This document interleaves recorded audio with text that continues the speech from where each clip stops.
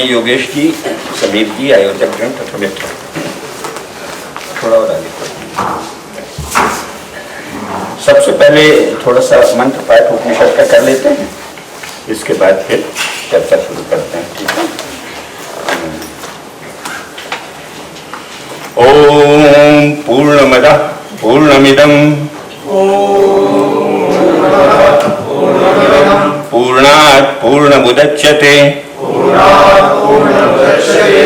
पूर्णस्य पूर्णमादाय पूर्णमेवावशिष्यते। ओम शांति शांति शांति।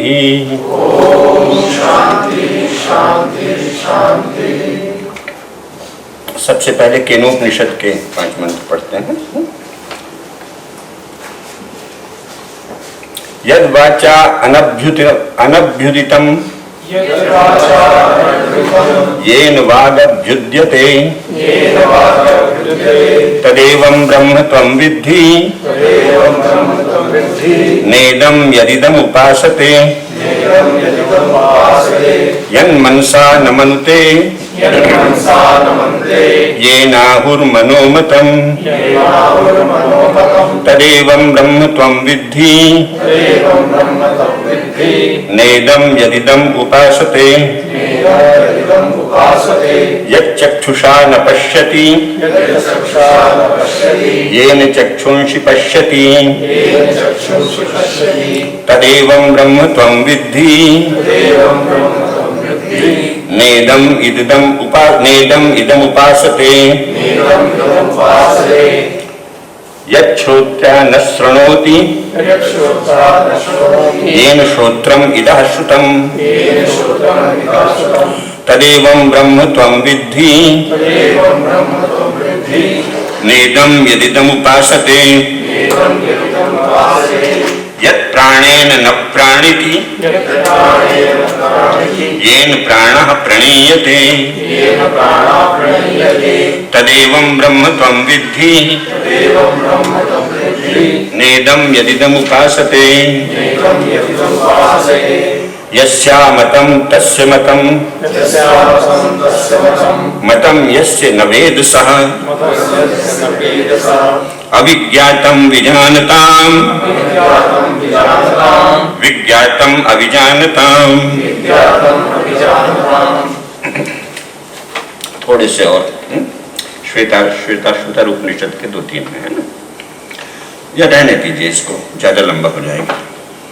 मित्रों, तो अभी हम लोगों ने जो मंत्र पाठ किया उसका सार क्या है कि सबसे पहले जो अंतिम मंत्र है उससे शुरू करते हैं। यस्या मतम तस्य मतम, जो कहता है कि हम नहीं जानते परम तत्व को, यानी बता नहीं सकते, वही सचमुच जानता है।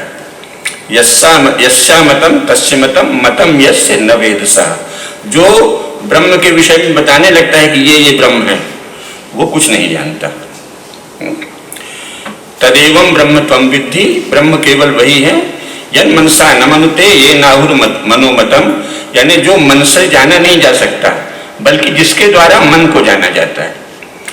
जो आंख से देखा नहीं जा सकता, जिसके द्वारा आंख देखी जाती है, नेत्र शक्ति चक्षुष। जो प्राण से नहीं जाना जा सकता, जिसके द्वारा प्राण को जाना जा सकता है।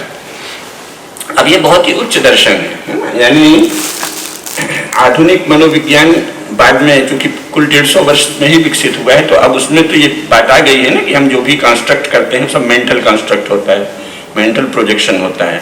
लेकिन ये अभी आई है, ये अपने उपनिषद में बहुत पहले से सबका है। तो वाणी से हम जो सोचते हैं, जैसे ही वैखरी वाणी से बोलते हैं उसकी सीमा हो जाती है। वैखरी वाणी में सत्य को, जो मूल सत्य है, उसको यथावत कहा ही नहीं जा सकता, इसीलिए वो सदा साधना से प्राप्त होता है। क्योंकि जैसे ही आप वाणी से बोलेंगे, एक तो शब्द परंपरा है, उस किस परंपरा में आप कोई शब्द बोल रहे हैं, फिर उसकी अर्थ परंपरा है, उसके बाद एक ही शब्द के अनेक अर्थ होते हैं, तो ग्रहण करने वाला किस अर्थ में ग्रहण, बहुत सारी सीमाएं आ जाती हैं। इसीलिए जो तत्व का ज्ञान है, जो मूल तत्व का ज्ञान है, वो कैसे होता है? वो साधना से होता है। शंकराचार्य ने इसीलिए क्या कहा है कि तत्व सिद्धि विचारेण न क्वचित कर्म कोटि भी, करोड़ों कर्मों से भी तत्व सिद्धि नहीं हो सकती, वो तो विचार से और साधना से ही हो सकती। जब आप साधना करते हैं तब मूल तत्व को जानते हैं, लेकिन ये मूल तत्व की बात है। बाकी सांसारिक कर्म के लिए ये नहीं है कि ऐसे में तो कह दे कि कुछ भी नहीं कर सकता तो सांसारिक व्यवहार ही नहीं होगा। तो सांसारिक व्यवहार तो पूरा ही वाणी से और वाणी के सम्यक प्रयोग से ही चलता है, वो एक अलग शास्त्र। तो ये दो तरह के शास्त्र हैं, जिसे हमारे यहाँ कहते हैं पराविद्या और अपराविद्या। तो जो अभी हमने मंत्र पढ़ा वो सब केवल पराविद्या के विषय में सत्य है। साधना के द्वारा पराविद्या का ज्ञान हो सकता है। अपराविद्या का ज्ञान साधना से प्राप्त शक्ति का उपयोग तो है, लेकिन आपको उसको जानना ही पड़ेगा, है ना। जितनी भी और सभी अपराविद्याएं हैं, छंद, ज्योतिष, गणित, विज्ञान, साहित्य, पुराण, इतिहास, सब अपराविद्याएं हैं, है ना। भगवत गीता तो त्रैविद्य को भी कह देती है कि अपरा ही है। तो क्योंकि जब तक आप उसको वेद के यानी ग्रंथ के रूप में जानते हैं तब तक वो अपरा विद्या है, जब उसके मूल तत्व को जानते हैं तो पराविद्या है। तो पराविद्या बिल्कुल अलग है। पराविद्या का प्रयोजन है आत्मज्ञान और ब्रह्म ज्ञान। परंपरागत भाषा में जैसे पहले इसीलिए मंत्र पढ़ दिए कि पर्याप्त नहीं है कोई भी शब्द, तो जो हम कहें उसका संकेत लेना पड़ेगा, बाद में आप विमर्श कर सकते हैं। यथावत कोई शब्द कह पाना बहुत कठिन है। जब ऋषियों ने यही कहा है तो हम लोग तो कहें उनकी चरण धूल की भी चरण धूल नहीं, लेकिन प्रयास करेंगे कि उसका संकेत हो जाए। तो ये जो परंपरागत भाषा में मोक्ष शास्त्र जिसे कहते हैं, क्योंकि ये अध्यात्म वाला ही कक्षा है ना सुबह की, इसलिए इसमें यही चर्चा करेंगे। तो मोक्ष शास्त्र जो है परम पुरुषार्थ है। अब परम पुरुषार्थ को हमारे लोग ज्यादातर बहुत बड़ा भ्रम पाल लेते हैं। वो कुछ उसको हायरार्की समझते हैं कि ऐसे है, ये नीचे है, ये इससे ऊंचा है, ये ऊंचा है, वो परम है। परम का ये अर्थ ही नहीं है। परम पुरुषार्थ का अर्थ है जिसके बाद कोई पुरुषार्थ संभव ही नहीं रहता। समस्त पुरुषार्थों की जहां परिसमाप्ति है वो परम पुरुषार्थ है। तो वस्तुतः मोक्ष क्या है? समस्त पुरुषार्थों की परिसमाप्ति, समस्त क्रियाशीलताओं की परिसमाप्ति। तो ये बहुत थोड़े लोग ही उस स्तर तक जा सकते हैं। इसीलिए कहा गया है कि पराविद्या का अधिकारी कोई दुर्लभ ही होता है ना। तो ये जो सब चल गया है ना, बेचारे पहले तो उन्होंने साल्वेशन थियरी वगैरह शुरू की क्रिश्चियंस ने, और फिर अपने यहाँ जो खाते पीते लोग हैं, धनी व्यापारी और अन्य संपन्न लोग अथवा अफसर लोग, उनको वो बड़ा पसंद आ गया। तो उन्होंने उसकी नकल में यहाँ भी मोक्ष शास्त्र के आचार्यों को या धर्माचार्यों को जो प्रोजेक्ट कर दिया है, तो धर्म के प्रवचन से मोक्ष असंभव है। कथोपदेशक सबसे ज्यादा तो अपराविद्या का ज्ञान दे दें, इतिहास का, पुराण का, और आपके जीवन में व्यवहार का कि सदाचार क्या है, शिष्टाचार क्या है, जिससे आपका लोक व्यवहार सिद्ध होता है ना। कथा प्रवचन आदि से उतना ही हो सकता है, परम तत्व का संकेत हो सकता है। लेकिन जो चला है अभी, मुरारी बापू के बहुत से शिष्यों को जानता हूँ, काफी संपन्न है, तो वो कहते हैं कि साहब हमारा तो क्या बोलते हैं जैकपॉट लग गया। एक सेठ जी एक बार बोले कि ऐसा है, मेरा तो जैकपॉट लग गया। मैंने कहा कैसे? बस वो मुरारी बापू को हमने गुरु मान लिया है, अब मेरा जैकपॉट लग गया, सीधे मोक्ष मिलेगा। तो ये बहुत चल रहा है, हमने फलाने गुरु के पास आ गए हैं, अब मोक्ष मिलेगा। तो ये बहुत ही निकृष्ट धंधा है। किसी व्यक्ति के उपदेश को सुनने से मोक्ष का कोई संबंध असंभव है। अंत में आपको साधना करनी ही पड़ेगी। उसी को भगवान बुद्ध ने 16 सरल शब्दों में कह दिया, अपदीपो भव, आत्मदीप भव, है ना। क्योंकि तब तक वो भगवान बुद्ध तो बहुत ही उच्च कोटि के हिंदू ही थे ना। ये तो बौद्ध इतना हल्ला ये भी अंग्रेजों ने ज्यादा मचाया है। वसुतः बुद्ध क्या है? एक श्रेष्ठ हिंदू है, और सारा ही बौद्ध धर्म हिंदू धर्म की एक शाखा है, जैसे अन्य संप्रदाय है। तो अपदीपो भव जो है, उन्होंने क्या कहा कि भाई हम आपको केवल बता सकते हैं, आत्मज्ञान की प्राप्ति में संकेत कर सकते हैं, अंत में साधना आपको ही करनी पड़ेगी, क्योंकि वो साधना से ही प्राप्त है। तो कोई भी लौकिक गुरु वस्तुतः आपको मोक्ष नहीं दे सकता। मोक्ष मार्ग में आपको संकेत कर सकता है, आपको सहायता कर सकता है। इसलिए जो मोक्ष दिलाने के धंधे चल रहे हैं ईसाइयों की साल्वेशन थ्योरी की नकल है, किसी गुरु के वश में नहीं है। लौकिक गुरु के, सिद्ध पुरुषों की बात अलग है, शक्तिपात कर सकते हैं आपको स्पर्श करके, तो वाणी से परे की चीज है ना। और शक्तिपात के बाद भी दर्शन ही तो होता है, अंत में साधना स्वयं करनी होती है। क्योंकि अगर उससे कम की सिद्धि मिली तो आपको बहुत तरह की शक्तियां मिल जाएंगी। शक्तियां तो हर साधना में मिलती हैं, लेकिन सिद्धियों का और मोक्ष का परस्पर विरोध है। इसीलिए उसमें कहा है ना कि जब योग साधना में भी बार बार कहा है कि साधक को दिव्य शक्तियां आकर्षित करती हैं, तो कहा है कि उनको जब वो आकर्षित करें, आमंत्रित करें, स्थान युप निमंत्रणे संगस्मया करणात्। स्थानीय यानी जो जिस स्तर की आपकी साधना है उस स्तर के देवता आपके पास आते हैं, आपको सिद्धि देते हैं। तो उसमें कहा है कि अगर सचमुच आत्मज्ञान प्राप्त करना है तो न तो उनका संग करो, यानी न उससे आकर्षित हो कि अच्छा मुझे तो ये सिद्धि मिल गई है, और न ही उनसे चिढ़ो, क्योंकि वो भी निरर्थक क्रिया है मन की। बस देख लिया, ठीक है, हमारा तो मूल आत्मज्ञान है। स्थान युप निमंत्रणों संगस्मया करणात्, ये योग सूत्र है। तो ये बहुत ही गूढ़ बात है, और चूंकि भगवान बुद्ध ने बहुत सरल शब्दों में कहा है, इसलिए मैं जानबूझ के उनका भी दे रहा हूँ। और मुझे शंकराचार्य और बौद्ध में कोई ऐसा विरोध, बुद्ध में कोई विरोध नहीं दिखता, जितना मैंने दर्शन पढ़ा है। तो उन्होंने क्या कहा है? उन्होंने भी कहा है अल्पकास्ते, ये अश्वघोष का शब्द है, अश्वघोष ने संस्कृत के महाकवि हैं अश्वघोष। अल्पकास्ते मनुष्येषु ये जना पारगामिना इतरस्तु परा सर्वे तीरमेवानुगच्छति।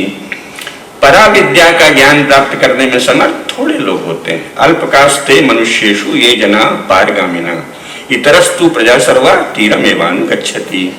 तो इसको जान लेना चाहिए। तो ये जो मोक्ष का धंधा चल रहा है ये तो पाप है, अनर्थकारी है। मोक्ष बहुत कठिन चीज है।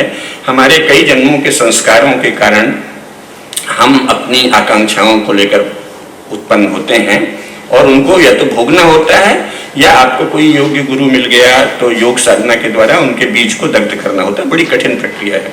यानी बीज दग्ध करना क्या है? वो भी एक तरह से सूक्ष्म भोग है। यानी आप या तो वो कर्म करके भोग करें, या साधना के स्तर पर उसे ऐसे करते हैं कि चूंकि साधना बहुत ही सूक्ष्म है तो कुछ क्षणों में ही आपने उसे भोग लिया। वो बहुत एक अलौकिक स्तर की क्रिया है। यानी अंत में जो जिन संस्कारों के साथ आप आए हैं, अभी काम की चीजें हैं, उनको तो भोगना ही पड़ेगा।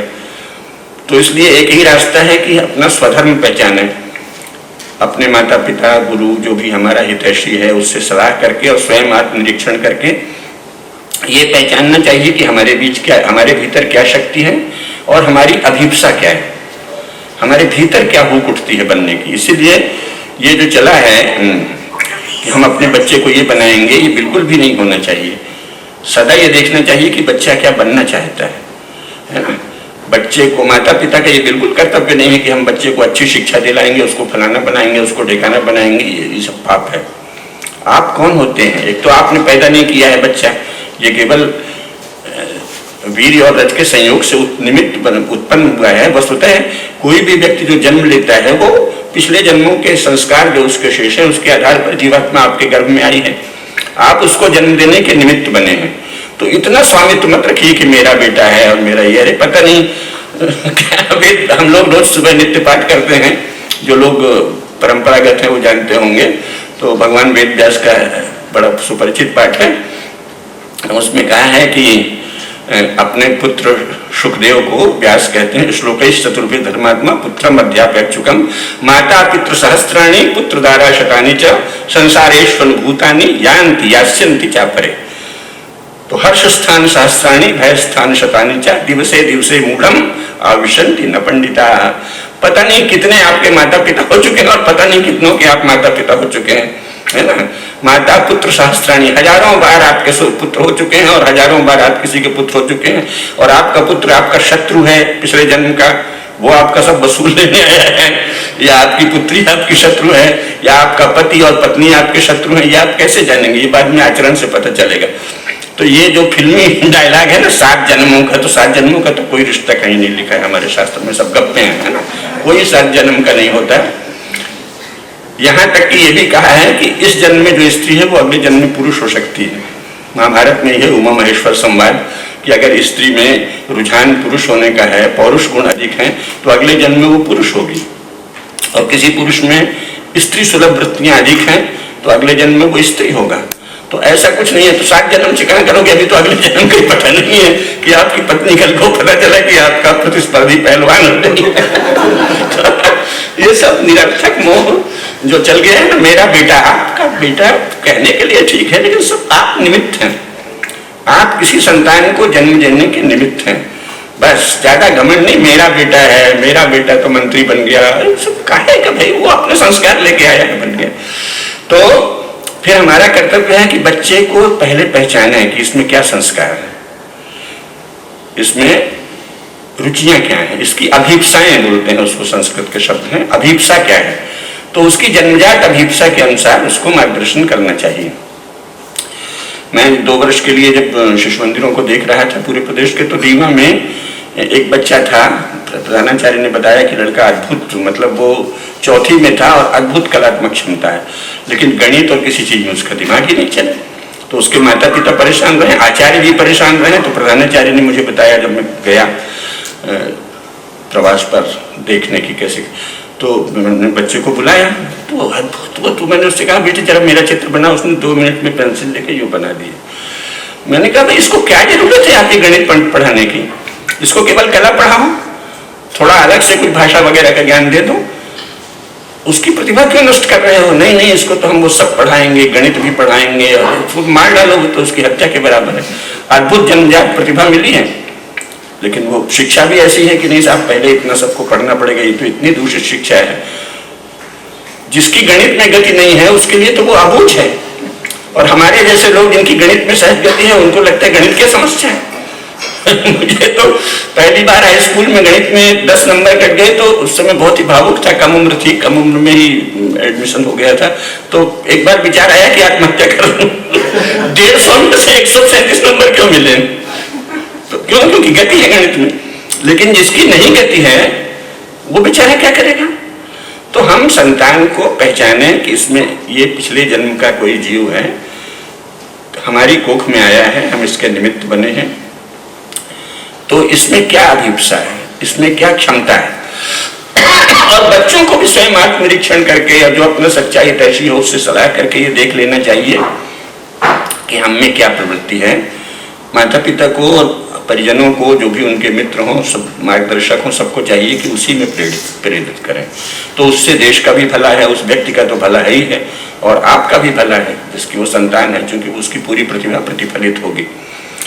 तो सार ये है कि ये जो मोक्ष का धंधा है, इससे जहां तक हो सामान्यतः है, अगर आप में तीव्र अभिप्सा है तो बात ही अलग है, फिर तो कहा ही है कि जहां हो वहीं से उठ खड़े हो। आतुर संन्यास का विधान है कि जिस समय आपके मन में हो कि हमें और कुछ नहीं चाहिए, आत्मज्ञान और ब्रह्म ज्ञान चाहिए, तो उसमें बड़ा विस्तार से दिया हुआ है कि जो जहां है उसी समय उठ के चल दे और चलता चला जाए, और जहां कोई ज्ञानी है वहां जाके साधना करे। तो वो तो बात ही अलग है। अगर आप में इतनी उत्कट अभिलाषा है तो जहां है वहीं से उठ खड़े हो और चल दो, क्योंकि जब सन्यास ही लेना है तो फिर क्या मतलब है? कोई भी वस्त्र, कोई भी खाना पीना भी क्यों मिलना है? वो तो ईश्वर देंगे जितना आपका प्रारब्ध है। तो उस समय अगर आपको भोजन और वस्त्र की चिंता हो रही तो इसका मतलब अभी आप सन्यास से बहुत दूर हैं कि खाऊंगा क्या। ये विचार आया तो जान लो भैया ये हमारा मार्ग नहीं है, अभी खाएंगे क्या, वहां रहेंगे क्या। अरे तुम तो ब्रह्म की साधना कर रहे हो, तो 24 घंटे सब जगह उपस्थित है, यहाँ भी उपस्थित है, और वो करेगा, तुम्हें क्या मतलब है? तुम तो अपने मार्ग में चल पड़ो। लेकिन बाकी सबको धर्म विचार करना चाहिए। तो धर्म, अर्थ और काम, ये 3 पुरुषार्थ ही चिंतनीय हैं। इनके विषय में विचार करके कर्म करना चाहिए। इसीलिए देखिए, जब तक परंपरागत ज्ञान था, और जिनको है, महामना मालवीय जी ने जब काशी हिंदू विश्वविद्यालय बनवाया तो उसका जो मूल रूप था वो उन्होंने स्वयं लिखा कि इसके क्या लक्ष्य हैं। तो उसमें प्रारंभ में ये लिखा था कि इस विश्वविद्यालय में सनातन धर्म के अनुसार धर्म, अर्थ और काम पुरुषार्थों की शिक्षा दी जाएगी। फिर लोगों को किसी ने कहा होगा, राजा रानी बहुत से थे जो सहयोग दे रहे थे कि गुरुजी मोक्ष, तो उन्होंने उसमें टिप्पणी में लिख दिया कि मोक्ष पुरुषार्थ की साधना गुरु के मार्गदर्शन में साधना के द्वारा व्यक्तिगत स्तर पर ही संभव है। यूनिवर्सिटी में मोक्ष की शिक्षा नहीं दी जाएगी, संभव ही नहीं है। तो धर्म, अर्थ और काम, ये 3 पुरुषार्थ ही साध्य हैं, यही विचार के योग्य हैं। मोक्ष का विचार गुरु के पास करना चाहिए अलग से जाके, और पहले तौल लो कि हम मोक्ष के लायक हैं भी नहीं, है? क्योंकि आप जो संस्कार लेके आए हो उसे तो भोग के जाएंगे। तो फिर धर्म, अर्थ और काम को कैसे जाने? तो धर्म के 2 रूप है ना। एक तो धर्म है जो सनातन धर्म है, जिसको सनातन धर्म है, जिसे वेदों में सनत धर्माणि, प्रथमा धर्मा आदि कहा है। तो वो क्या है? वो है सत्य, ऋत, यज्ञ और तप। वैदिक ऋचा है ना, यज्ञेन यज्ञ यजन्त देवाः तानि धर्माणि प्रथमान्यासन् ते हनाकं महिमानः सचन्त यत्र पूर्वे साध्याः सन्ति देवाः, है ना। देवताओं ने यज्ञ से यज्ञ किया, यानी यजन किया, अर्थात सूक्ष्म दिव्य यज्ञ किया, उससे प्रथम धर्म उत्पन्न हो गए। तो प्रथम धर्म कौन से हैं? सत्य, ऋत। पृथ्वी सूक्त में उसी को कहा है सत्यम बृहद ऋतम उग्रम, ऐसा पूरा मंत्र है। तो सत्य के कहा है, सत्य में विशेषण लगा है, सत्यम बृहत, बृहत सत्य। छांदोग्य उपनिषद उसी को क्या कहता है? यो वै भूमा तत्सुखम न अल्पे सुखम अस्ति।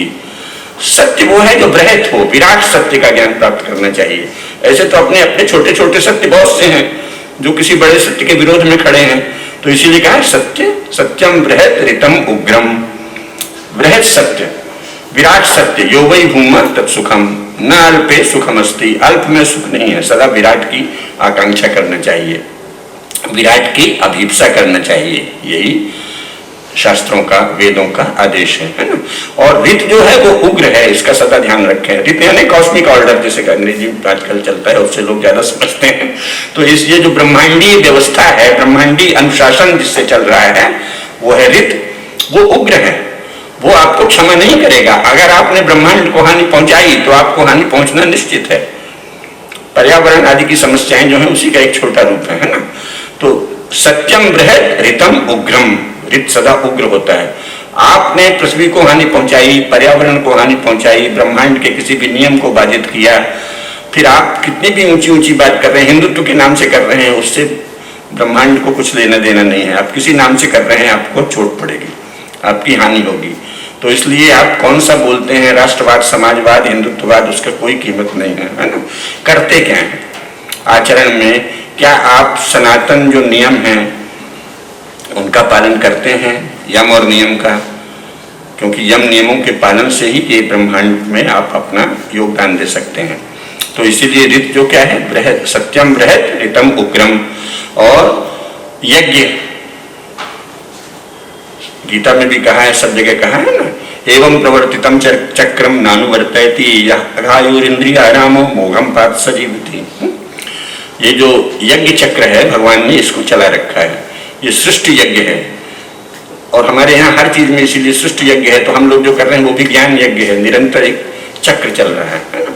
ये जो सृष्टि चक्र है, सृष्टि को चलाने वाले जितने तत्व हैं उसमें उनका भाग देना चाहिए। इसीलिए कहा ना, देवताओं की हम उपासना करते हैं तब देवता हमको देवान भावयतानेन ते देवा भावयन्तु। हम देवताओं की भावना करते हैं तो वो देवता हमारी भावना करते हैं। हम जितना देते हैं सृष्टि को अपना योगदान, सृष्टि उतना हमें लौटाती है। तो ये है यज्ञ। एवं प्रवर्तितम चक्रम नानुवर्तयति यः अघायुरिन्द्रियारामो मोघम पार्थ सजीवति। जो सृष्टि यज्ञ को, जीवन यज्ञ को, सृष्टि के चक्र को, यज्ञ के चक्र को समझकर उसका अनुवर्तन करता है, उसी का जीवन धन्य है। जो अमुकवाद तमुकवाद के चक्कर में पड़ता है उसके लिए कुछ नहीं कहा है शास्त्रों में। आप हिंदूवादी हैं कि राष्ट्रवादी हैं कि समाजवादी हैं कि पता नहीं कौन वादी हैं, इसकी शास्त्रों के अनुसार इसकी कोई कीमत नहीं है। वो आपके दिमाग की खुजली है ना। आप सत्य और धर्म का पालन करते हैं या नहीं, और कितनी मात्रा में करते हैं, केवल यही वास्तविक फल। क्योंकि वो यज्ञ का, सृष्टि यज्ञ का सार है, सत्य, ऋत और यज्ञ। तो उसके लिए मनुष्य के लिए क्या कहा है? मानव धर्म का पालन। आप जिस योनि में पैदा हुए हैं, पशु योनि में तो सहज ही वो अपने पशु धर्म का पालन करते हैं सामान्यतः, और वो भोग योनि है। एक कुत्ता जो है कार में चल रहा है, भाई उसका भोग है। बड़े धनी घर के बच्चे दिन भर खिला रहे हैं, और फिर उसका कोई अन्य उसमें हिंस तत्व ज्यादा है। तो अभी आया है अखबार में कि मालकिन को ही खा लिया धीरे धीरे नोच के। तो ये भी है, वो आपका मूर्ता का संस्कार है जो आप उसे पालते हैं, और उसने अपना काम कर दिया। लेकिन और दूसरा कुत्ता गली में घूम रहा है, कोई लंगड़ा हो गया है, कोई घायल हो गया है, कोई गाय, तरह तरह से जीव है, वो भोग योनि है। उसमें तो उनको कोई कर्म की स्वतंत्रता नहीं है। लेकिन मानव जीवन मिला है तो कर्म की स्वतंत्रता है। तो इसमें यम और नियम का, इसको मानव धर्म कहते हैं। तो मनु ने तो उसके 10 लक्षण गिनाए हैं। धृति, क्षमा, दमोस्तयम, शौचम, इंद्रिय निग्रह, धीर, विद्या, सत्यम, क्रोधा, दशकम, धर्म लक्षणम। धृति सबसे पहले है, धृति। जहां भी आप है उसमें धृति रहना चाहिए, यानी गंभीरता धारण करना। अर्थात जल्दी जल्दी विचलित नहीं हो। अब इसका अभी की जो परिस्थिति है, अभी के जो विज्ञापन आदि होते हैं, उससे तो कोई उसका कंट्रास्ट है ना, उसका विरोध है। उसमें तो ये मेरा वाला क्रीम और ये मेरा वाला रंग और ये मेरा इतना तीव्र आसक्ति, तो तीव्र आसक्ति को बहुत बड़ी कमजोरी माना गया है। धृति, धीरज रखिए जहां भी। नहीं देश जल्दी से महान हो जाए, भाई आपके चाहने से नहीं होगा। देश है क्या, आप वहां कहाँ हैं, सब बहुत गड़बड़ है। भाजपा तो बिल्कुल हिंदू एजेंडा पे नहीं चल रही है, तो आप क्या करेंगे, तो कांग्रेस को ले आएंगे तो सर्वनाश कर दे। तो धृति पहले आवश्यक है, धैर्य, धृति, क्षमा, और जो घटित हो गया उसके प्रति क्षमा भाव, और फिर है दम, दमन करना अपनी इंद्रियों को।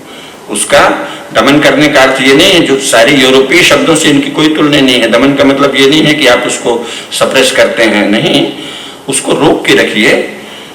इंद्रिय के दमन से ही समुचित भोग हो सकता है। जितना ही आप किसी इंद्रिय पर नियंत्रण रखेंगे उतना ही अभी आप भोग कर सकेंगे, क्योंकि भोग क्या है, स्ववश कर्म ही भोग है। अगर आप अवश्य करते हैं, आपने सोचा कि मेरा ये भोजन है और मैं इस भोजन के इन स्वादों को इसमें करूंगा, 6 रस व्यंजन है या 4 रस व्यंजन है, इसको लेंगे। जब आप भोजन को यह सोच कर करते हैं कि मैं इस भोजन के द्वारा इन रसों का आस्वादन करूंगा, एक दूसरा इसमें अमुक अमुक उत्कृष्ट तत्व हैं उनका सेवन करूंगा और ये मेरे शरीर और प्राण को पुष्ट करेंगे, तो वो पुरुषार्थ हो गया, वो भी स्ववश कर्म, और वही भोग है। और अगर आप अवश्य कर्म करते हैं तो वो रोग है, फिर आप तो अवश्य हैं, यानी फिर वो इंद्रियां आपको चला रही हैं, आप इंद्रियों को नहीं चला रहे हैं, है ना। इसीलिए कहा ना, इंद्रियां नाम ही चलतो जन मनो अधिदीयते, गीता में कहा है। अगर इंद्रियां आपको चला रही हैं तो आप तो इंद्रियों के वो हो गए, समझ लीजिए सेवक हो गए। तो स्ववश कर्म ही भोग है। तो स्ववश कर्म के लिए दम आवश्यक है। धृति, क्षमा, दमोस्तेयम। किसी भी अच्छा भोजन के लिए भी आपको रखना पड़ेगा धैर्य, भाई ठीक से बन जाए, अभी रुके रहो। नहीं हम तो बड़ी तेज भूख लगी, कुछ भी खा लेंगे, तो दम नहीं है तो फिर कुछ भी खा लोगे जो करना है। हर काम में, है ना, चाहे वो बड़े काम हो चाहे छोटे काम हो, उसमें दम आवश्यक है। और अस्तेय तो है ही है भाई, दूसरे का माँ कहता है कस्य सिद्धनम, दूसरे के माल पे नजर मत रखिए कि हम इसको चुरा लेंगे, है न मनुष्यों पर न संपत्ति पर। आपके भाग्य में जो है, आपके पुरुषार्थ से जो है वो आपको मिल रहा है। और पवित्रता, आंतरिक और बाह्य पवित्रता। बाहरी पवित्रता भी हिंदुओं में तो विश्व में सबसे अधिक रही है, लेकिन अब ये स्थिति आ गई है कि फिल्म में ऐसे दिखा दिया है कि साहब वो बेटा बाहर से आया है और ये फेंका बैग और ये मम्मी के पास गया और लगा साथ में बिना हाथ धोए भोजन करने। तो बहुत से बच्चे में तो हिंदू घरों में भी ऐसा होगा, हमारे बचपन में अकल्पनीय था और अब हम देखते हैं हम लोगों के घरों में बिना हाथ धोए बच्चे भोजन कर रहे हैं, है ना। हिंदू समाज में भी ये कभी हो सकता है, लेकिन कर रहे हैं, बिना हाथ धोए भोजन कर रहे हैं। तो सिखाना पड़ रहा है कि हाथ धो, कोरोना आ गया तो चलो बहुत से लोगों ने सीख लिए। तो ये चीजें निरंतर सिखानी पड़ती हैं लगातार, ये भी शिक्षा का भाग है ना।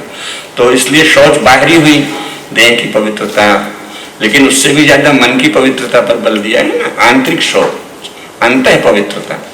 तो अंतः पवित्रता कैसे होगी, जैसे शरीर में मल नहीं आना चाहिए, मैल नहीं लगनी चाहिए, कचरा नहीं लगना चाहिए, कुछ लग तो नहीं गया, हम दिन भर देखते रहते हैं, कपड़ा बढ़िया साफ है, इसमें दाग तो नहीं है, फटा तो नहीं है। तो मन को भी देखना पड़ता है कि ये मन जो है इसमें कोई मैल है क्या।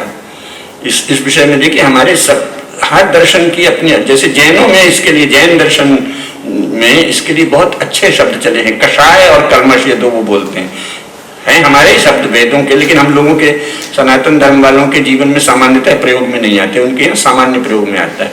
तो मन में कोई कषाय तो नहीं है, कषाय यानी कोई कसैलापन तो नहीं आ गया है, और कोई कलमश तो नहीं है।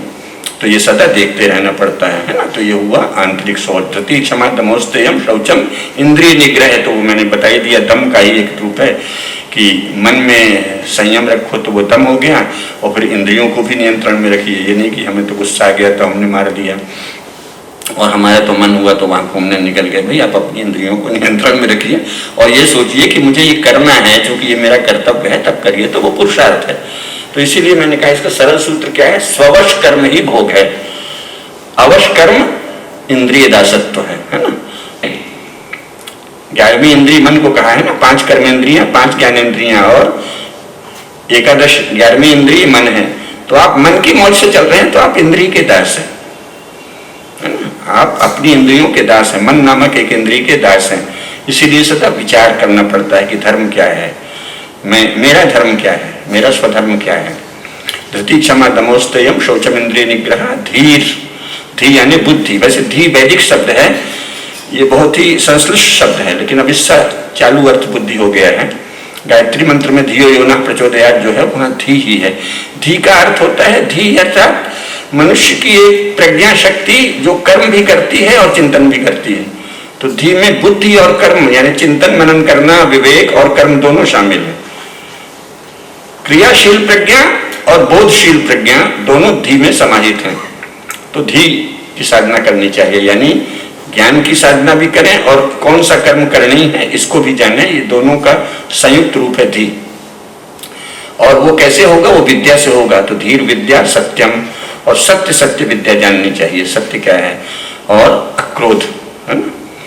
क्योंकि जैसे ही आप किसी विषय विशेष में अधिक अनुरक्त हो गए तो क्या कहा है गीता में? ध्यायतो विषयान् पुंसः संगस्तेषु उपजायते, संगात् संजायते कामः, कामात् क्रोधो विजायते, क्रोधात् भवति सम्मोहः, सम्मोहात् स्मृतिविभ्रमः, स्मृतिभ्रंशात् बुद्धिनाशो, बुद्धिनाशात् प्रणश्यति, है ना?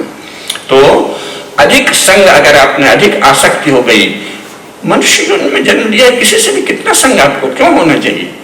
भाई ये हमारा करणीय कर्म है, इसलिए करेंगे, इसका हम भोग भी करेंगे। भोग की भावना बुरा नहीं है, पुरुषार्थ की भावना बुरी नहीं है, लेकिन ऐसा संग नहीं कि हम तो उसके बिना रह ही नहीं सकते। अरे समय आता है तो पता नहीं किस किस के बिना आदमी रह लेता है। हमारे एक मित्र थे, बड़ा कहते थे मैं तो, मुझे यहाँ नींद नहीं आती, वहां नींद नहीं आती। फिर एक बार ऐसी परिस्थिति आई, वो सड़क में ही सो गए। तो मैंने कहा अरे आप तो कहते थे मुझे यहाँ नींद नहीं आती।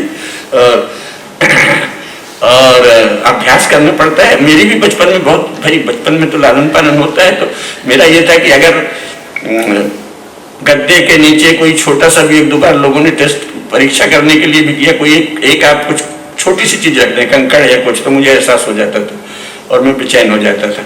फिर अपने को अभ्यास किया है, भाई ऐसी क्या बात है, इतनी संवेदनशीलता तो समस्या बन जाएगी, रोग बन जाएगा। नाक की मुझे इतनी समस्या थी, अद्भुत, कहीं बैठी, मतलब घ्राण शक्ति इतनी तेज थी कि मुझे बचपन में कहा जाता था कि कुछ कुत्ते, तुम कुत्ता थे पिछले जन्म में। बहुत तेज गंध, तो समस्या हो गई थी। और बचपन में तो उसका कौतुक भी था, क्योंकि मैं हर मनुष्य की गंध पहचान जाता था। तो हम आंख मूंद खेल खेलते थे, हम आंख मूंदे हैं और कोई आ रहा है, हम बता देंगे ये कौन है, केवल उसके शरीर की गंध से। अगर 20-25 फुट की सीमा में आ गया तो मैं ये बता दूंगा कि ये मनुष्य कौन। लेकिन ये समस्या बन गई, खासतौर से दिल्ली में तो जीना हराम हो गया, इतनी दुर्गंध। महानगरों की पहचान क्या है? एक ही पहचान है, आप देखिए, हमने तो बहुत पहले कहा भी है। और किसी भी महानगर की पहचान ये है कि जैसे ही आप उसकी परिधि में प्रवेश करते हैं, दुर्गंध, सड़न, ये है हमारे, इसको महानगर कहते हैं। पहले हमारे यहाँ जो नगर होते थे वो सुंदर थे, और आप सड़ान से भरा हुआ, जहां बदबू आने लगे तो आप समझ लीजिए कोई महानगर आ रहा है। तो मेरा तो जीना मुश्किल हो गया। तो फिर प्रयास करके रोका, भाई ऐसी क्या है, संवेदनशीलता नहीं, समस्या है। तो अब कहीं दुर्गंध भी होती है तो बड़े आराम से रह लेते हैं, सह लेते हैं अगर वहां जरूरी है तो इसलिए आपको इंद्रियों पर संयम और अक्रोध, है ना। ज्यादा संग कर लिया, इसी में संग कर लेते, नहीं मेरी तो प्राण शक्ति बहुत अच्छी है, ये तो बड़ी दिव्य है, तो आप तो गए काम से। किसी भी एक गुण से भी इतनी संग मत कीजिए, विवेक पूर्वक उसका उपयोग कीजिए। तो ये धृति क्षमा दमोस्तयम शौचम इंद्रिय निग्रह, घड़ी बताइए भाई, रखे नहीं है पर ये तो फिर पंडित जी कथावाचक मुझ में आ जाएंगे। आधा घंटा 20 मिनट नहीं तो पता चला कथावाचक मोड में आ गए, 2 घंटे हो गए। एक बार भाषण देने लगा मैं तो 3 घंटे हो गए। तो जो श्रोता था बड़ा प्रशंसक था, उससे पूछा भाई कैसा रहा, तो उसने कहा कि इतना मीठा भी अच्छा नहीं होता। तो बहुत शर्म आया, मैंने कहा बड़ी सभ्यता से बोल रहा है। तो इन्होंने 10 बताया है, लेकिन महाभारत में इसके 21 उपाय बताए हैं, वो बहुत महत्वपूर्ण है। उसमें से जो सबसे महत्वपूर्ण है भृत्य भरण, ये भी मानव धर्म है। जो भी आपका सेवक है, अब यहाँ तो लोग समझते नहीं, वो स्लेव, यहाँ भी वो चल रहा है, स्लेव है, सर्वेंट है। स्लेव नाम का दास का अर्थ स्लेव नहीं होता। दास से तो स्वामी का बहुत ही आत्मीय संबंध होता है। और महाभारत में जो 21 गुण बताए हैं, जिसमें ये 10 हैं और फिर सरलता है और परिवार का पोषण आदि है, उसी का समझ लो व्याख्या है। उसमें एक है भृत्य भरण। अगर आप अपने भृत्यों का भरण नहीं करते, बिना भृत्यों का भरण पोषण किए भोजन कर लिए तो पाप है। तो ये मानव धर्म है। इसी प्रकार आर्जव है, व्यवहार में सरलता, ये सब है। फिर अंत में वो भी है कि स्वदारेषु प्रजनम, मतलब अपनी पत्नी से ही संतान पैदा करो। उस समय जरा ज्यादा स्वतंत्र समाज था ना, अभी जैसा था नहीं, कोई एक्ट नहीं बना था। तो ये था कि भाई अपनी पत्नी से ही करो। चूंकि काम के संबंध में तो हमारे शास्त्र इतने उदार हैं कि एक बार मैं इंडिया इंटरनेशनल सेंटर में, हमारी बहुत सी आजकल तो आधुनिक मित्र हैं, तो बड़ा गाली दे रहे थे, मेल शावनिस्ट ये वो। तो आप लोगों का तो धर्म यही बताता है, राम को कहते हैं दैट मेल शावनिस्ट पिग, कुछ भी भाषा बोलते हैं। तो मैं तमतमा गया। तो मैंने कहा कि अब मैं आपको तो गाली नहीं दूंगा, हमारे यहाँ स्त्रियों को गाली मना है, लेकिन आपको कुछ पता नहीं है तो उस विषय में क्यों बोल रही हैं। तो वो इसी में शुरू हो गई। तो मैंने कहा कि जो हमारे धर्मशास्त्रों में छूट है वो आपको पता है, और आप वचन देती हैं कि आप भारतवर्ष में इसके लिए कैंपेन करेंगी कि हिंदू धर्मशास्त्रों के सब अधिकार स्त्रियों को मिलें और पुरुषों को भी मिलें। बोली हाँ हाँ व्हाई नॉट। तो मैंने बताया कि हमारे यहाँ तो ये है कि कोई स्त्री प्रणय की कामना करती है तो आप मना नहीं कर सकते जब तक कोई और उचित कारण नहीं ढूंढे। बेचारे अर्जुन को तो सफाई देते देते समस्या हो गई कि तू मेरी बेटी है और मैंने ये सिखाया नहीं, तो उसको करना पड़ता। तो आप छूट देंगी, तुम अपनी बात में तो दे देंगी, और दूसरी जिस स्त्री से आपको डर है वो अगर काम ना करेगी फिर क्या होगा? तो खून एक दूसरे का सिर फोड़ देंगे। ये कहां से है ना? तो धर्मशास्त्रों में, तो हमारे धर्मशास्त्रों में जिसे महापातक कहा गया है वो तो आजकल हर आदमी कर रहा है।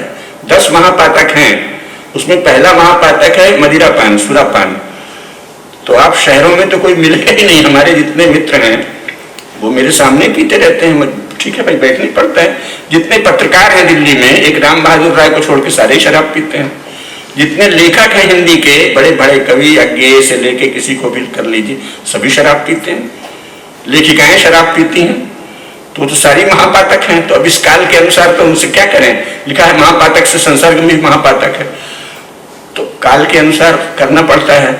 नहीं तो फिर तो मैं स्वयं महापातकी हूं, जो कि दिन रात उनके संसर्ग हो ही जाते हैं। महापातकों का संसर्ग किए बिना तो आप जी ही नहीं सकते, है ना? तो लेकिन ये काम संबंध तो उपपातक है, वो पातकों में गिने नहीं गया है। ये तो क्रिश्चियनिटी का कॉन्सेप्ट है कि ये जो है सेक्स ही दी इविल है, सिन है, ओरिजिनल सिन है ना? हमारे यहाँ तो काम कोई प्रसंग ही नहीं है भाई। स्त्री पुरुष होते रहते हैं, वहां धर्म की मर्यादा है। अगर ऐसे करोगे तो निंदा होगी, अनुचित संबंध करोगे तो निंदा होगी, बस। लेकिन संबंध की छूट है, तो वो तो संभव ही नहीं है। हिंदू धर्मशास्त्रों के अनुसार तो वर्तमान जीवन हो ही नहीं सकता। तो आप, क्योंकि इसमें तो अराजकता फैल जाएगी और स्त्रियों का जीवन भी कंटकाकीर्ण हो जाएगा, गृहस्थी परिवार भी। जब पूरी समाज की मान्यता थी तो बात अलग थी, तब भी तरह तरह की युक्ति निकालनी पड़ती थी। तू मेरी बेटी जैसी है, मैं अभी इससे बंधा हूं, मैं उससे बंधा हूं, सफाई देते देते दम आफत थी। अन्यथा साहब रजोनिवृत्ति के बाद अगर कोई स्त्री कामना करती है तो आपको उसको पूर्ति करना पड़ेगा। तो अब वो थोड़ी इस समय चलेगा। तो उपपातक तो महापातक हो गया है, दिन भर अखबार रंगे रहते हैं, उसका उससे संबंध है, उसका उससे संबंध है। ये तो क्रिश्चियंस की चिंता है। भ्रष्टाचार का एकमात्र रूप ये बन गया है। जो धर्मशास्त्रों में उपपातक है कहीं चर्चा ही नहीं है, और जो महापातक है वो दिन रात हो रहे हैं। शराब पी रहे हैं लोग बड़ी शान से, पहला महापातक यही है। इसी प्रकार गाय का तिरस्कार, गौ हत्या तो खैर अक्षम्य पाप है, ब्रह्म हत्या तो बात बात में, तो सभी तो जितने 10 महापातक हैं उसमें से सब चल रहे हैं दनादन। तो धर्मशास्त्रों के अनुसार हम फिलहाल तो जीवन जी नहीं सकते, लेकिन उसका कोई सार तो ग्रहण कर सकते हैं। तो भृत्य भरणम, आर्जवम और स्वदारेषु प्रजनम, ये तो महाभारत में 3 ऐसे गुण हैं जो लेने लायक है कि भाई अपनी पत्नी से ही संतान करो भैया। अब तो खैर कानून भी बन गया है, लेकिन अब सुप्रीम कोर्ट ने लिव इन की भी अनुमति दे दी है। यानी अराजकता की कोई सीमा नहीं है भाई। या तो आप उनका मॉडल लो, तो वहां तो वो सब विवाह है ना, लिव इन की जरूरत क्या है? अब भाई लिव इन उन्होंने उसके बाद निकाला, और आपको वहां की बैकग्राउंड नहीं पता। यूरोप में जितना दमन स्त्रियों का हुआ था कि वो कुछ भी अपने मन के बिना नहीं कर, अपने मन से नहीं कर सकती पति की अनुमति के बिना, तो पहली बार जब उनको ये अधिकार मिले हैं 20वीं शताब्दी ईस्वी में, तो वहां विस्फोट हो रहा है अपनी स्वतंत्रता का। आपके यहाँ कब ऐसा दमन हुआ है भाई? आपको पता ही नहीं है कि स्त्रियों का क्या दमन यूरोप में हुआ, कुछ नहीं पता लोगों को, भयंकर दमन हुआ है। तो इसके बाद उन्हें छूट मिली है, उसमें से वो थोड़ा बहुत अपना कह रहे हैं, कोई वहां अनाचार थोड़ी हो रहा है, उनके जीवन के हिसाब से वो कर रहे हैं। यहाँ स्त्री आंदोलन उसकी नकल में चल रहा है, तेरा कब दमन हुआ भाई, कब दमन हुआ है बता। तो ऐसे चला है। फिर वो चुप हो गई बहन जी, जो वहां हम बोले तो इंडियन। फिर खैर उन्होंने कहा ये लिखा है, तो मैंने उस समय मजाक भी किया, मैंने कहा एक और श्लोक है, आपको पता नहीं है, जानती तो कुछ है नहीं। तो मैंने कहा कि एक बहुत बड़ा श्लोक है स्मृतियों में कि माता शासति कौमार्ये भार्या शासति यौवने संतति शासति वार्धक्ये न पुरुष। तो वो बोले ऐसा है, इज इट सो? मैंने कहा हाँ है। तो वो मान गई कि संस्कृत का आदमी सही कहेगा। मैंने कहा भाई माँ बचपन में बच्चे को पालती है, भार्या जवानी में पालती है, और बुढ़ापे में बच्चे कहते हैं ये करो वो करो पिताजी। तो पुरुष को तो बेचारे को कभी स्वतंत्रता नहीं है। एक श्लोक कहने से क्या होता है भाई, इसका अर्थ तो समझो है? तो उसने मान ली। मैंने कहा देखो माता शासति कौमार्ये भार्या शासति यौवने संतति शासति वार्धक्ये न पुरुष स्वतंत्र रहती। बोली ओ ऐसे छोटे छोटे टुकड़ों में चीजों को देखना, इसीलिए कहा ना कि पूरे व्यापक परिप्रेक्ष्य में देखना चाहिए। तो ये जो 21 गुण महाभारत में बताए हैं, उनमें भृत्य भरण इतना महत्वपूर्ण है। अब कुछ पता ही नहीं, यहाँ भी करें आपने तो बड़ा अनुचित व्यवहार किया, और आप तो भाई किस दास के साथ, दास को भोजन कराए बिना गृहस्वामी भोजन नहीं कर सकते, तो सभी स्मृतियों में लिखा है। पहले वो देख ले कि दास ने भोजन कर लिया है कि नहीं, अतिथि को सबसे पहले देखेगा, फिर रोगी, फिर दास, उसके बाद भोजन करेगा। इतनी परंपरा है, और आप उसको भी शोषण होता था, एक्सप्लॉयटेशन होता था, सब चल रहा है। तो सत्य को जानना चाहिए, है ना। तो इसीलिए हमको अभी जो करना है उसमें भी सत्य का प्रसार करना है, सत्य का प्रकाश करना है। समाज के विषय में सत्य, बहुत सारे असत्य फैला दिए गए हैं, बहुत सारे झूठ गढ़ दिए गए हैं। तो इसलिए आत्मज्ञान और मोक्ष ब्रह्म ज्ञान की पात्रता तो बहुत बाद में आएगी, लेकिन उसमें भी थोड़ी थोड़ी तैयारी तो करनी चाहिए। उस पर कल बात करेंगे कि मन को कैसे निरुद्ध किया जाता है, कैसे एकाग्र किया जाता है। उतना अभ्यास तो आवश्यक है। वैसे भी हर कोई जो थोड़ा भी मेधावी है वो तो मन को एकाग्र करना जानता ही है, अपने विषय में करता है, बाकी में नहीं करता। उसी को आप व्यवस्थित शास्त्र से कर लें। भाई गणित पढ़नी है तो कितनी एकाग्रता चाहिए। गणित का सवाल हल करते समय गणित के विद्यार्थी को तो कुछ भी होश नहीं रहता सिवाय इसके कि अभी इसको मैं सॉल्व कर लूं। और संगीतज्ञ को, किसी को भी, तो एकाग्रता तो जीवन का हिस्सा ही है। उसी को थोड़ा अधिक व्यवस्थित और अनुशासित कर दिया, उस पर कल चर्चा करेंगे। लेकिन यह है कि भाई आत्मज्ञान और ब्रह्म ज्ञान ये दो सर्वोच्च आदर्श हैं, लेकिन ये सामान्य मानव जीवन तो धर्म के ज्ञान से ही चलता है, उतना ही पर्याप्त है। तो धर्म क्या है और अधर्म क्या है, पुण्य क्या है और पाप क्या है, करणीय क्या है और अकरणीय क्या है, पहले हमें ये विचार करते रहना चाहिए। तो एक धर्म होगा कि हम जिस देश में पैदा हुए हैं उसका अपना जानपद धर्म क्या है ना, या लोक धर्म क्या है, उसको जानना चाहिए। उसका पोषण हमारा कर्तव्य है कि वो यज्ञ हुआ ना, एवं प्रवर्तितम चक्रम, है ना। जनपद का धर्म, देश का धर्म, लोक का धर्म, फिर जिस परिवार में आप पैदा हुए हैं कुल का धर्म, जो आपका व्यक्तिगत गुण है वो आपका स्वधर्म है। तो इन सब का ज्ञान प्राप्त करना पड़ता है। ऋते ज्ञाना न मुक्ति, ज्ञान के बिना और कोई मुक्ति नहीं है, ज्ञान से ही सब होता है ना। तो इसलिए स्वधर्म को भी कैसे जानेंगे, ज्ञान पूर्वक। उसके लिए तो एक ही तरीका है, शास्त्र पढ़ें या किसी गुरु या मार्गदर्शक या जिसके प्रति श्रद्धा है, लगता है कि ये बहुत अच्छा आदमी, उससे सुने। इसका कोई शॉर्टकट नहीं है कि वो व्यक्तिगत स्वतंत्रता है तो हमें तो ये लगता है और मैं ऐसा सोचता हूँ। आजकल ये बहुत चला है, हिंदूवादियों में भी खूब है। मैं सोचता हूँ हिंदुओं को करने, भाई तू कौन है? मैंने कई बार पूछा तू क्यों सोचता है, और सोचता है तो तेरे दिमाग की खुजली है, मैं क्या करूँ उसमें? कोई आपकी सेंस ऑफ अथॉरिटी होना चाहिए ना। अधिकार भावना सम्यक होना बहुत आवश्यक है, सेंस ऑफ अथॉरिटी। अब ज्यादातर तो सेंस ऑफ अथॉरिटी ये कि कोई बेस्ट की कोई किताब पढ़ ली, नहीं तो कोई अखबार ही संपादक जी की टिप्पणी पढ़ ली जो महामूर्ख संपादक होंगे, और उसी को अथॉरिटी मान लिया और फिर बताते हैं मैं ऐसा सोचता हूँ, या मैंने टीवी में डिबेट सुनी थी। आपकी तो सेंस ऑफ अथॉरिटी ही इतनी दरिद्र है। पत्रकारों को और अखबारों को या किसी विदेशी जिसको पूरी पृष्ठभूमि नहीं जानते उसको अधिकारी मान लिया, तो सेंस ऑफ अथॉरिटी तो ठीक करो भाई। सेंस ऑफ अथॉरिटी ठीक करना बहुत आवश्यक है कि हम किसको अथॉरिटी मानते हैं किस विषय में। मैं दर्शन का मैं अथॉरिटी हूं, लेकिन आयुर्वेद में कौन अथॉरिटी है? तो योगेश जी अथॉरिटी है। अब मैं कहूं कि नहीं मैं आयुर्वेद में भी अथॉरिटी है। प्रधानमंत्री की बात अलग है, आजकल नेहरू जी की नकल में चला है, योग पर भी वही भाषण देंगे, जो कि हमारे अनुचित है। वैसे भाई योग पे योगाचार्य को भाषण देने तो आप बैठे हो, यही बहुत है, आपकी शोभा है। राजा बैठते थे तो ये थोड़ी कि वो हर विषय में प्रवचन देते थे, आचार्य देते थे। राजा का उपस्थित होना ही गरिमामय है। लेकिन अब वो रोग चल गया है। हम योग क्या है ये भी हम ही बताएंगे, लीजिए साहब, नरेंद्र भाई बताएंगे योग क्या है। तो अभी तो एक चला हुआ है, फिर शिवराज भाई भी बताते हैं, फिर फलाने भाई, अशोक गहलोत भाई भी बता देते हैं। घोर अराजकता चल रही है।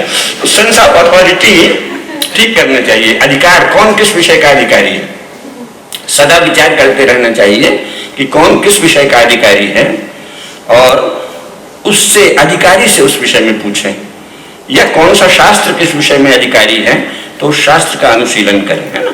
आयुर्वेद को जानना है प्रारंभिक भी तो आपको कुछ चरक संहिता, सुश्रुत संहिता पढ़ना तो पड़ेगा, और उसके पहले इतना ज्ञान तो रखना पड़ेगा कि इसमें जो लिखा है उसका अर्थ समझें। तो क्या करोगे, बहुत से शब्द ऐसे आए हैं, आप संस्कृत बहुत जानते हैं तो भी ठीक ठीक अर्थ नहीं जानो। अध्यात्म में भी ऐसे बहुत से पारिभाषिक शब्द हैं, जिनमें से एक काम ने बताई ब्रह्म सत्यम जगन मिथ्या। अब आप नहीं जानते तो उसका अर्थ गड़बड़ा जाएगा। ठीक ठीक जानना पड़ेगा ना। तो इसलिए सेंस ऑफ अथॉरिटी ठीक करना होगा। अधिकार भावना सही होनी चाहिए। अपने सही अधिकारी से जब हम जिज्ञासा के साथ कुछ पूछते हैं, तद्विद्धि प्रणिपातेन परिप्रश्नेन सेवया उपदेक्षं ज्ञानम ज्ञानिनस् तत्त्वदर्शिनः। गीता क्या कहती है? जो अधिकारी है उसके पास जाइए, उससे प्रश्न पूछिए, तब वो जो उत्तर देगा वो आपके लिए समाधान कारक होगा, सही मार्ग कारक होगा। तो सार यही है कि प्रथम धर्म है सत्य, ऋत, यज्ञ और तप। ये प्रथम धर्म है। इन प्रथम धर्मों के अनुशासन में मानव धर्म का प्रतिपादन हुआ है। मानव धर्म का मन का जो मूल है वो 10 धर्म है। इनको मानव धर्म कहा जाता है, सामाजिक धर्म कहा जाता है, वर्णाश्रम धर्म कहा जाता है, सार्ववर्णिक धर्म कहा जाता है। 4 विशेषण है एक ही चीज के। एक है सामाजिक धर्म, हमने और अन्य याज्ञवल्क्य स्मृति ने भी यही इसको सामाजिक धर्म कहा, यानी ऐसा धर्म जो सबके द्वारा पालनीय है। अब अगर भारत में सचमुच कोई हिंदू शासक होगा तो ये छूट नहीं देगा कि साहब इनकी किताब में तो ये लिखा है तो हम करने देंगे नहीं। स्थिति ऐसी है कि शब्द बदल के आप इसे आज लागू कर सकते हैं। आप कह सकते हैं कि हम यूनिवर्सल वैल्यूज को अपने देश का आदर्श बना रहे हैं। कोई विश्व में विरोध नहीं करेगा, कोई अंतरराष्ट्रीय संस्था आपकी प्रशंसा ही करेगी। हिंदू समाज में अच्छा, प्रखर, तेजस्वी हिंदू शासक होना सबसे सरल काम है, बशर्ते किसी में संस्कार हो और ज्ञान हो। लेकिन दुर्भाग्यवश कोई हिंदू शासक उस तरह का हुआ नहीं आज तक। अरे आप सार्वभौम मूल्यों को अपना मार्गदर्शक घोषित कर दीजिए, भारत विश्व का पहला राष्ट्र हो जाएगा जो कहे कि हम तो साहब सार्वभौम मूल्य, सत्य, अहिंसा, इनको सार्वभौम मूल्य हैं, इसके अनुसार चलेंगे। तो किसी आपकी किताब में क्या लिखा है वो आपका सिर दर्द है, अकेले में पढ़िए। किताब का हवाला देके आप हिंसा नहीं कर सकते। आप रोज दिन भर किसी को ये नहीं कह सकते कि ला इलाहा इल्लल्लाह बिस्मिल्लाह रसूलुल्लाह। तुम कौन होते हो 5 बार ये कहने वाले कि केवल अल्लाह जो है और उसका रसूल ये सर्वश्रेष्ठ है, और हमारे उपासक दुर्गा, लक्ष्मी, विष्णु, श्री कृष्ण, राम। तो 5 बार दिन भर अपमान होता है सार्वजनिक। इतने तेज विहीन शासक हैं। चलो कम से कम योगी जी ने ये किया है कि लाउड स्पीकर हटवा दिया है। तो हिंदुओं का अपमान है। आप कौन होते हैं सार्वजनिक रूप से हिंदू? आखिर सीताराम गोयल जी ने ठीक ही कहा था कि हिंदुओं के देश में मस्जिद का क्या काम भाई। तो ऐसे संगठन होने चाहिए जो कम से कम पहले कहें ये क्या हो रहा है। आप 5 बार ऐलान करते हैं हमसे ला इलाहा इल्लल्लाह बिस्मिल्लाह रसूलुल्लाह, क्या मतलब है तुम्हारा अल्लाह और रसूल? तो मैं सीताराम जी की भाषा नहीं बोलूंगा, उन्होंने कहा बुलाओ साले अल्लाह को कहा है। भाई क्या मतलब है आपका? अल्लाह श्रेष्ठ है, हमारे राम क्यों नहीं श्रेष्ठ है? और कृष्ण क्यों नहीं श्रेष्ठ है? और जगदम्बा क्यों नहीं श्रेष्ठ है? और हम जगदम्बा के सेवक हैं, हम अभी तुमको मारेंगे, वो तो राक्षसों का वध करते हैं। फालतू की बात है ना। तो इसका अर्थ है कि इलाह जो है, अल्लाह ही इलाह है। इलाह माने सर्व पूज्य। तो अल्लाह नामक देवता जो कुरैश कबीले का एक इष्ट देव है, क्योंकि वहां अरब में 365 देवी देवता थे, उनमें से अल्लाह महादेव को कहते थे वैसे, लेकिन अल्लाह उनका कुरैश कबीले का भी इष्ट देव था। है ना। तो अपने कबीले के इष्ट देव को कह दिया कि ये सर्वश्रेष्ठ है, ठीक है ना। और बिस्मिल्लाह रसूलुल्लाह, मैंने रसूल के नाम से शुरू करो, रसूल सर्वश्रेष्ठ है, अल्लाह श्रेष्ठ है और रसूल यानी मोहम्मद सर्वश्रेष्ठ है, बस सब उसके अधीन रहेंगे। तो आप ये नहीं कह सकते, गलत बात है। आप ये कह सकते हैं हमारे लिए ये श्रेष्ठ है, तो अकेले में कर लो, सार्वजनिक लाउड स्पीकर पर बिल्कुल ये अमानवीय है, अवैधानिक है, हिंदू विरोधी है, धर्म विरोधी कथन है जो दिन रात होता है। लेकिन अब कोई संगठन कम से कम कहना तो शुरू करो भाई, तो नहीं कहते लोग। पता नहीं कितनी हीनता भरी है। हमने अंग्रेजों को 90 साल में भगा दिया, हम संसार में कहीं मुसलमान इतने नहीं पीटे गए जितना हमने पीटा।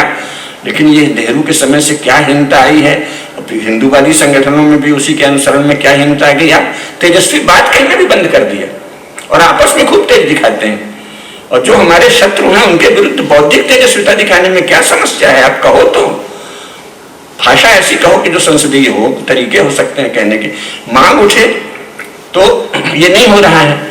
तो इसलिए क्या है, सेंस ऑफ अथॉरिटी गड़बड़ होने से हम लोग अपने किसी संगठन को ही अथॉरिटी मान ली। वो संगठन के विषय में अथॉरिटी हो सकता है, धर्म के विषय में थोड़ी अथॉरिटी है। कथावाचक कथा कहने में अथॉरिटी है, शास्त्रों के विषय में कैसे अथॉरिटी है जब उन्होंने शास्त्र पढ़ा ही नहीं है। गाना गा लिए, अब तो खैर वो कंकरिया मार के जगाया, ये भी मुरारी बापू कहते हैं, कंकरिया मार के जगाया। और क्या है वो कुछ वही सौंदर्य के वर्णन करते हैं, हनुमान, फिर कहते थे ये हनुमान जी का वर्णन। मतलब कोई क्या चल रहा है ये, तेरी नाक ऐसी, तेरा मुंह ऐसा, बोलूं मैं हनुमान जी की स्तुति कर रहा हूँ, जो सब पाप चल रहा है क्या। और अब तो वो छाती पीट पीट के वो भी कहते हैं या क्या, अल्लाहू अल्लाहू अल्लाहू अल्लाह, अली, हाँ अली अली। यानी कोई उन्मत्त पिशाच तुमको ग्रस लिया है, क्या किया है, बात उठानी चाहिए ना भाई, किस पिशाच के उन्मत्त आवेश में गिरे हुए हो, ये क्या पक रहे हो। तो सार ये है कि हम लोगों को अधिकार भावना का महत्व समझना चाहिए। जो जिस विषय का अधिकारी है, जो शास्त्र जिस विषय में अधिकारी है, उसके द्वारा ही वो ज्ञान प्राप्त होगा। शास्त्र ही ज्ञान का स्रोत है। चाहे वो अब यूरोप के दर्शन के विषय में आप यूरोपीय पुस्तक पढ़ेंगे तभी जानेंगे। गीता पढ़ के आप, यहाँ तो लोग एक से एक चले आते हैं, लेकिन वो भी उतनी हास्यास्पद और मूर्खतापूर्ण है। गीता में सब हीगल भी है और मार्क्स भी है, उसके लिए उनका पढ़ो। आपको यूरोपीय दर्शन जानना है तो यूरोप, और पूरी ट्रेडिशन जाने बिना कुछ नहीं जान पाओगे। हिंदी साहित्य में तो कमाल ही चल रहा है। वो लुकाच को कह दिया कि वो साहब मैंने कुछ भी विश्लेषणवाद, मनोविश्लेषणवाद सब आपने वहां से ले लिया, आपको कुछ पता ही नहीं, विखंडनवाद ले लिया, डिकंस्ट्रक्शन थ्योरी क्या है। ईसाइयत पर इतना संकट आया, सारे वैज्ञानिक ईसाइयत के विरोधी हैं। यूरोप में आप लोगों को शायद पता हो, यूरोप में ऐसा कोई भी बड़ा वैज्ञानिक नहीं है, एक आध अपवाद छोड़ के, जो घोषणा न करता हो कि I am not a Christian, है ना। मुझे सर्वव्यापी एक सत्ता पर, डिविनिटी पर विश्वास है, लेकिन पर्सनल गॉड, ये जीसस को पर्सनल गॉड कहते हैं, ये क्रिश्चियंस के पर्सनल गॉड पर मुझे कोई फेथ नहीं है। ये बहुत 90% वैज्ञानिक ही कहते हैं। तो वैज्ञानिकों के आक्रमण से या संकट से बचाने के लिए ये डिकंस्ट्रक्शन थ्योरी चली है कि किसी तरह इसको बचा लो ईसाइयत को। अब आपको पता ही नहीं है, अगर आप क्रिश्चियन हिस्ट्री नहीं जानते तो आप यहाँ हिंदी साहित्य में क्या डिकंस्ट्रक्शन थ्योरी पढ़ा रहे हैं, लेकिन चल रहा है भाषा विभाग के विभाग में डिकंस्ट्रक्शन थ्योरी बता रहे हैं। कुछ मालूम ही नहीं है। हर चीज के सार्त्र वगैरह जिन्होंने ये एग्जिस्टेंशियलिज्म चलाया, वो भी उसकी रक्षा के लिए चलाया, क्रिश्चियनिटी की। ऐसा कोई भी यूरोपीय दार्शनिक नहीं है, वैज्ञानिक तो सबके सब क्रिश्चियनिटी के विरोधी, लेकिन यूरोपीय दार्शनिक जो हैं वो सब क्रिश्चियनिटी की रक्षा करने के लिए तरह तरह तर्कों का जाल रचते हैं। अगर आप क्रिश्चियन हिस्ट्री को नहीं जानेंगे तो आप यूरोपियन फिलॉसफी जान ही नहीं सकते। सब उसकी रक्षा के लिए, यानी किसी तरह जो तर्क और विवेक से परे एक अजीब सी आस्था है, उसको मान लो। सारा ठाट इसी का रचा गया है, उसको फिलॉसफी कह दिया है, वस्तुतः उसको दर्शन तो कह ही नहीं सकते, है ना। तो फिलॉसफी जो है वो वहां क्रिश्चियनिटी की रक्षा के लिए रचा गया शब्दों का ठाट है। शब्द जालम महारण्यम चित्त भ्रमण कार्यक्रम, शंकराचार्य ने कहा है। तो शब्द जाल है, दर्शन नहीं है, दर्शन तो भारत में है। तो उसका संदर्भ जाने बिना आप यूरोपीय दर्शन बोलने लगेंगे। और भारत के विषय में पढ़ना है तो किसी यूरोपीय लेखक को कोट करेंगे। ये तो अराजकता की पराकाष्ठा है ना। भारतीय कसौटियों पर सीधे यूरोपीय दर्शन को बिना जाने कह देना कि इसमें तो ये है, कोई बड़ी ऊंची जो वहां है ही नहीं है, ऐसे ऊंचे ऊंचे अर्थ दे देना, और यूरोपीय लेखकों ने जो लिखा है उससे भारत के विषय में निर्णय लेना, तो बड़े शर्म के विषय। लेकिन अब चल रहा है, इतिहास तक में चल रहा है भाई। उनका तो लिखित अभी की तो बात है, 100-150 साल के भीतर। टाग राजपुताने में घूमा तो कैसे घूमा? राजाओं से विनती की कि कंपनी आपसे दोस्ती चाहती है तो हम आपके विषय में जानना चाहते हैं। छल तो उन लोगों के नस नस में भरा है, खून में। तो उन्होंने दे दिया। कोई एक पंडित अक्सर बताते हैं हर जगह, फलाना पंडित दिया, और कोई गांव का और लेखापाल जैसा जो उस समय के होते थे उनको दे दिया। तो उन्होंने इनको बताया। अब इनको न ठीक से संस्कृत आती न हिंदी आती, राजस्थान का कोई अगर ग्रामीण है तो वो राजस्थानी भी नहीं आती।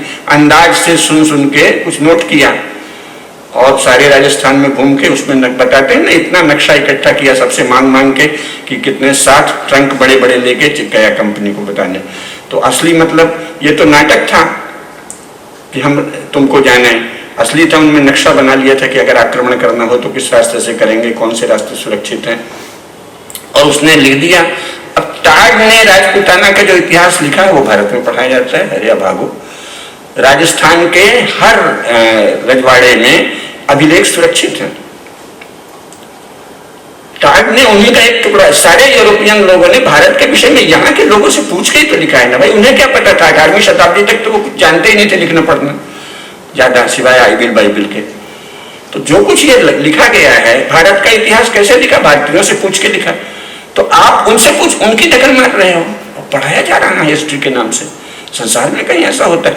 अरे भाई, आप अपना इतिहास विभाग में कुछ लोगों को, थोड़ा सा छोटा विभाग चाहे रखिए, पर ऐसे लोगों को रख दीजिए जो खुद ही जाके राजस्थान के और जहां जहां राजा रजवाड़े हैं उनके अभिलेखागारों को छाने, जरा पढ़ें। उसको आप छानेंगे तो दूसरी तस्वीर उठेगी, निकलेगी। वो इतिहास के समय बताएंगे बहुत सी बातें हैं। मतलब गप्पें चल रही हैं। कासिम एक 17 साल का छोकरा 21वें साल में मर गया। उसने कोई लूट, अगर हुआ भी था तो इनके वर्णन के अनुसार उसकी क्या हैसियत थी?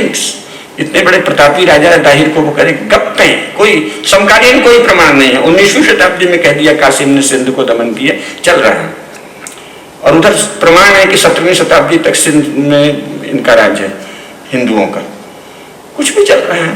मोहम्मद कासिम, महमूद गजनबी और मोहम्मद गोरी का कोई समकालीन साक्ष्य नहीं है, सब 19वीं शताब्दी में रचे गए। लेकिन चल रहा है सब। सोमनाथ मंदिर किसी गुजराती ने कभी नहीं सुन रखा था। कन्हैयालाल माणिकलाल मुंशी ने पहली बार रचा। चतुर्सेन उनके भी पिताजी निकले, उन्होंने गप्पी मार दी और लिख दिया कि मुझे क्या है, प्रताड़ित दलित महमूद से बहुत सहानुभूति है, तो मैं उसके पक्ष में लिख रहा हूँ, यद्यपि मेरे पास कोई प्रमाण नहीं। उस जय सोमनाथ ने स्वयं लिख रखा है उन्होंने भूमिका में। वो मैंने फेसबुक में डाला था एक बार, तो लोग चकित हो गए, अरे पता ही नहीं, मैं तो इसको आचार्य चतुर्सेन समझ रहा था, तो बदमाश आदमी निकला। आपके यहाँ क्या चल रहा है? तो सेंस ऑफ अथॉरिटी गड़बड़ है। भारत का इतिहास लिखना है तो भारत यहीं से पूछ के कुछ टुकड़ा टुकड़ा करके उन्होंने लिखा है। भाई, अब तुम 15 अगस्त 47 के बाद क्या उनका ट्रांसलेशन करते हो? शर्म नहीं आती? आप प्राध्यापक होने के लायक नहीं है, लेखक होने के लायक नहीं है, सबको हटा देना चाहिए नौकरी से या जुर्माना लगाना चाहिए। और जिसमें थोड़ी मेहनत की इच्छा हो, इतिहास में रजवाड़ों में जाए, वहां के अभिलेख देखे, ऐसे हर विषय में। अनधिकारी लोग प्राध्यापक बने हैं, बढ़िया तनख्वाह ले रहे हैं भारत के राजकोष, संचित राजकोष से, जिसमें हम सबका टैक्स लगा है। ऐसे हर विषय में है। तो सेंस ऑफ अथॉरिटी गड़बड़ होने से वो अथॉरिटी हो गए हैं। जो यहाँ से हकला हुकलू के, पूछ पाछ के, आधा अधूरा कुछ समझ के, टुकड़े टुकड़े में अंदाजन अपने हिसाब से क्रिश्चियन रंग दे के कुछ लिख दिया, वो भारत के इतिहास की अथॉरिटी है। और आपके विषय में लिखा है, आपके यहाँ अभी भी सब भरा पड़ा है। सौभाग्यवश हमारे रजवाड़ों में बहुत सारे अभिलेख हैं, आप पढ़िए, उसको तो पता चल जाएगा औरंगजेब की क्या सल्जत थी, कितना सम्मान कर रहा है राजपूत राजाओं का, गिघिया रहा है। और इन लोगों की तो छल की आदत है, इधर पटा रहा है, इधर गिघिया रहा है, इधर मना रहा है, उनको बार बार तोहफे दे रहा है और गहने दे रहा है। महाराज, तो जैसे आजकल नेताओं का है ना कि इधर हिंदुओं को भी खुश कर दिया, उधर मुसलमानों को भी, ऐसे वो भी करता था। अभी के हमारे 75 वर्षों के राजनेता औरंगजेब जैसे ही निकलेंगे या मुसलमानों जैसे, इधर भी उधर भी। वो इधर भी खुश करता था, फिर उधर कहता था तोड़ दो, फिर किसी मंदिर को दान भी दे देता है। तो आप यथावत वर्णन तो करिए, तो इनकी छवि बिल्कुल जगह पे आ जाएगी, जमीन पे। अभी बताते पता नहीं कितना नाश किया। अरे नाश किया होता तो सारा देश मुसलमान बन जाता। हम आप यहाँ बैठे ही नहीं होते। अपने पुरुषार्थ को, अपनी वीरता को, सेंस ऑफ अथॉरिटी गड़बड़ होने से हम जानते ही नहीं। आपने इतना बड़ा काम किया, दो साम्राज्य, तामसिक प्रवाह कहेंगे, साम्राज्य का है ससुरे, है ना, इस्लाम और ईसाइयत के दो महातामसिक प्रवाह को हमने नष्ट किया। कितने गौरव की बात है, कहीं भी इतने पीटे नहीं वो। और जो कुछ अभी बढ़े हैं वो 15 अगस्त 1947 के बाद राज्य के द्वारा बढ़ाया गया है। भारत में मुसलमानों और ईसाइयों का असीमित विस्तार भारत के स्वतंत्र, जिसे कहते हैं ये लोग, उस भारत के शासकों के द्वारा दिए गए धन से हुआ है। और भय पैदा कर रहे हैं, अरे तुम ही तो कर दे रहे हो सब। तो इसलिए सेंस ऑफ अथॉरिटी अगर हम ठीक करेंगे, सत्य को जानेंगे, तभी धर्म के विषय में ये सजग होगा कि हमारा कर्तव्य क्या है। नहीं तो आप हिंदू धर्म की चिंता से दुबले हुए जा रहे हैं और ऐसे लोगों की शरण में जा रहे हैं जो कि हिंदू धर्म का नाश कर रहे हैं। जवाहरलाल को भी तो पंडित जी कह के ही सब पढ़ाए थे ना, पंडित जी हैं, पंडित जी हैं, पंडित जी हैं। पंडित जी ने मट्ठा डाल दिया और साथ में कुछ संस्कृत वालों को दिया भी। अब आप लिस्ट निकालो तो हाँ साहब, कांग्रेस ने बड़ा अनुदान दिया, वैदिक संस्थानों को दिया, संस्कृत को दिया, उनको तो शासन करना है। तो सम्यक जानकारी तो आवश्यक है ना। तो इसीलिए प्रमाण भावना, सत्य का शोध, ये धर्म के ज्ञान के लिए भी अथॉरिटी सही आप ढूंढें और धर्म का पालन करने का संकल्प लें। यही अध्यात्म का सार है। नमस्कार।